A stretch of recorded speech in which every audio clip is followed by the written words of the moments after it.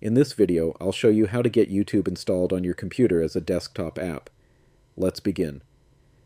First, open Google Chrome on your PC or laptop. Once Chrome is open, go to youtube.com. After the YouTube homepage loads, move your attention to the address bar at the top of the browser. On the right side of the address bar, you should see an install icon. It may look like a small computer screen with a download symbol. Click that icon. A small window will appear asking if you want to install YouTube. Click Install to continue. After a few seconds, YouTube will open in its own separate window. Now you can close Google Chrome. YouTube is now installed on your computer and works like a normal desktop app. You won't see the browser address bar, bookmarks, or extra tabs, which makes it cleaner and easier to use. To open it later, simply click the YouTube app icon, or open the Start menu and search for YouTube. And that's it.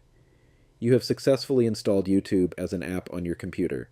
If this guide helped you, please like the video, subscribe for more tutorials, and leave a comment if you have any questions.